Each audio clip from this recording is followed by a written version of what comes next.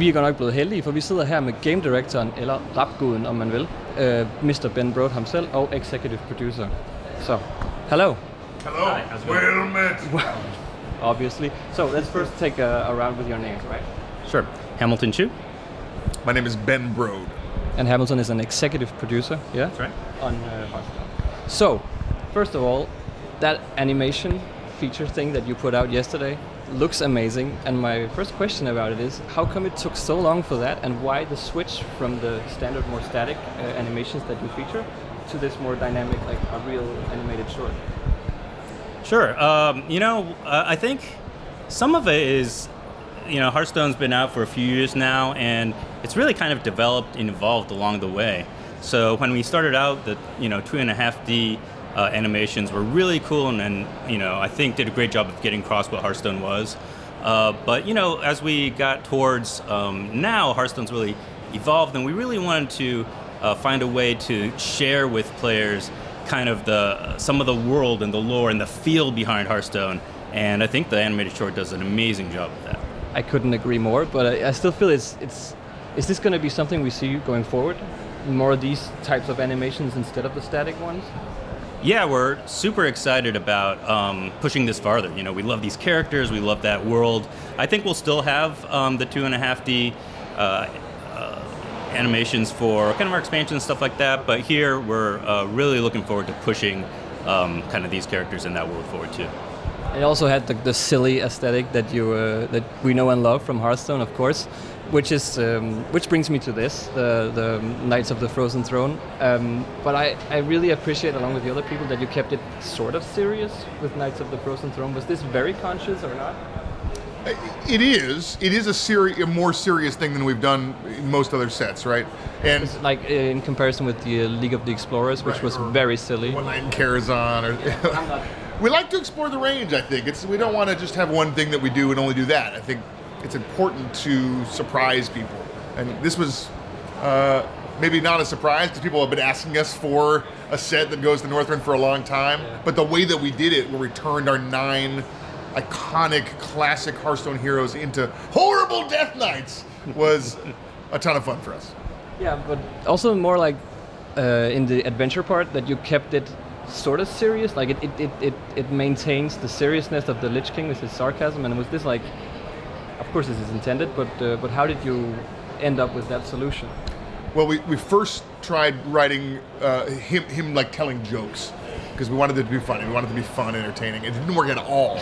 And so instead, he doesn't tell jokes. He just talks crap basically the whole time. He insults the player. He is super cocky, and he's a great Hearthstone player. So it ends up being very funny, but he's not trying to tell jokes to you. He's trying to be really mean and cocky, and that turns into a very fun and funny experience that feels lighthearted and whimsical, but keeps the Lich King sort of in character. He's still like an arrogant, evil overlord. Did you have anything to do with that, or did you oversee that part of the project? Dave Kosak, who's the lead mission designer, wrote all the dialogue for the Lich King, and he's awesome. So I didn't have very much to do with writing all the dialogue. I did help design some of the missions. How do you feel like this year has gone already, now that you've eliminated the single player expansion and then a card set, and now you've turned into something else? How do you feel it's been? I think it's been fantastic. For a lot of players, including myself, this is kind of the best time of year. Knights of the Frozen Throne just came out a few weeks ago. The meta is crazy. People are really being creative and exploring new decks. And this time we have these missions out for free, and that means everyone can get in there, really enjoy this kind of different way of playing, get to know the Lich King a little bit better, and be able to explore and understand more of the really cool character and lore behind Hearthstone. So I think it's been great. That also makes me think about the community, because being an active Reddit user, I know that the community can be very vocal. Like, how do you listen to this? We listen to players in every possible way that we can, and some of it's on Reddit, some of it's in our forums. Some people email us in, and we take, I think, their thoughts and feelings very seriously, right? Because if they are feeling happy about our animation or frustrated about something else, that's really important to us. You know, what we take and decide to do with that input kind of varies from instance to instance. We have to, you know, make decisions that are kind of best for Hearthstone as a whole, and we want Hearthstone as a whole to be really, you know, fun and entertaining, enjoyable to kind of a really wide range of players. And so we kind of have to keep all that in mind as we make our decisions, but we totally listen all the time. All right. I'm thinking more specifically on the recent changes of legendary no duplicates anymore. Was this a user request that you abode by, I guess you could say? That wasn't any specific request or suggestion that came in. You know, we are always thinking about kind of what makes for the best player experiences, and you know, we thought just like kind of the opening the pack and getting a legendary you already have is just such a downer that yeah, I got the beast 3 times, golden once. So sorry.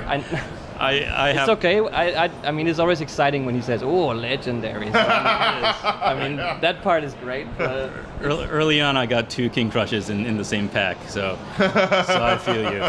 But yeah, so we just thought this would go a long ways towards making sure, you know, opening packs is as fun and exciting experience as we can make it. Yeah, sure. Now that brings me, I'm thinking about when we're talking about the cards a bit. How did it come about the way that you handle nerfs to cards? Because you're one of the developers where you continually update the game, but you very rarely nerf something. Like, how come you have that design philosophy? Well, we do nerf stuff. We've nerfed stuff probably every few months in the game. But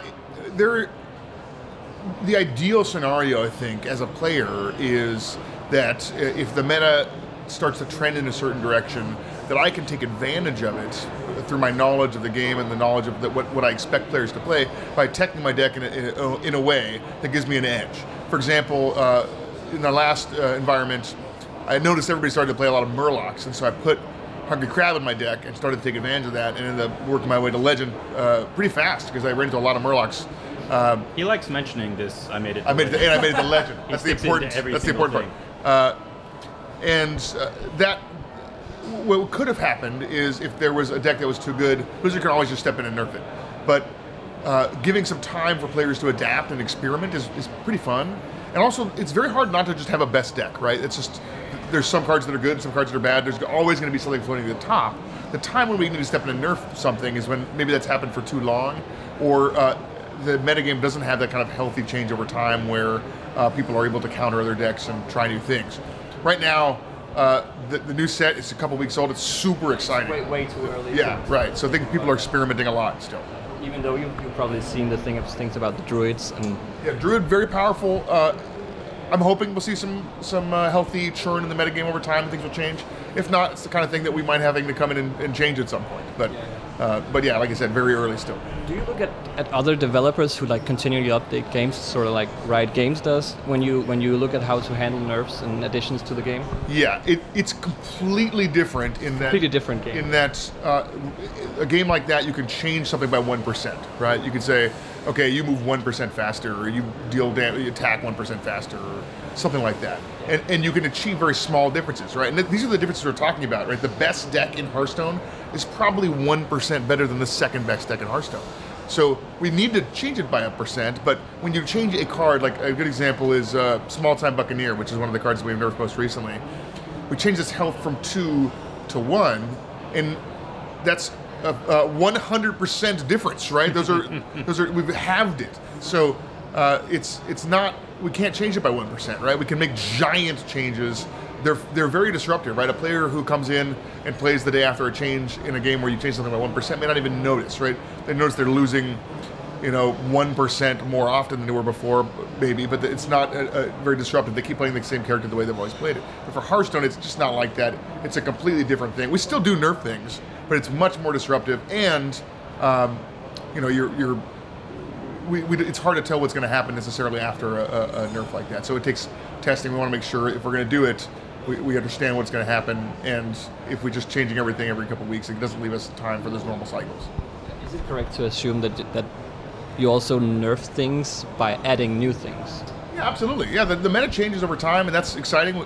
It's very exciting when new sets come out. And if we're constantly changing things all the time, we don't leave these moments for ourselves where there's a huge moment where things change.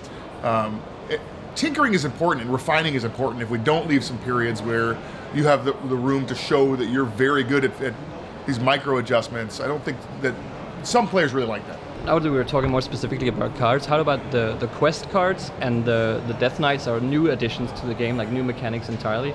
Are you going to support this in future sets, or is this something you're going to leave be? Well, I don't know that we want to spoil anything that's coming up, so I tend not to comment on what we might or may not do in the future. I will say that generally we like exploring things that we've explored again when we think it's worth it, and then we can do it in a new way. But we have lots of really cool, exciting ideas, and I'm not sure that we have to carefully consider when we're going to examine something again. So obviously, but that's kind of general because I don't want to say specifically what our plans are.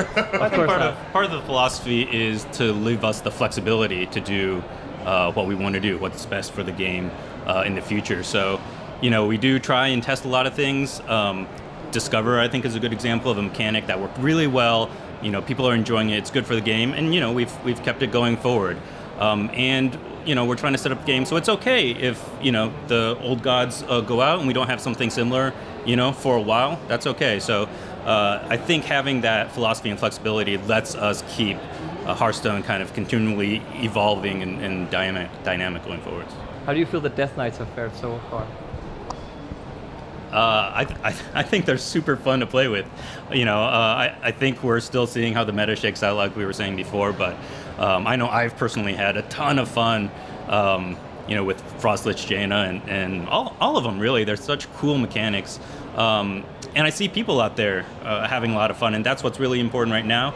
I'm sure the meta will shake out where some of them will see more play than the others, but for the time being, I think they're really fun.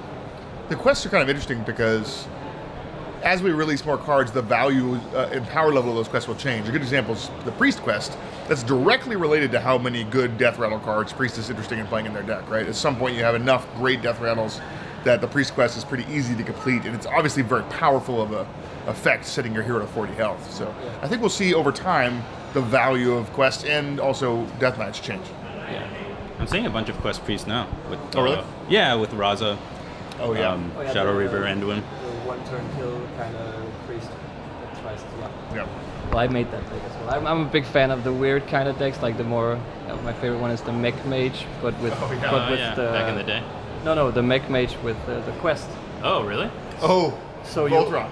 Yeah, exactly. Oh, really? So you one-turn kill, and it can make some really great games. That's my favorite. Yeah, it's awesome. Voltron. It's really You great. use target dummies. Yeah.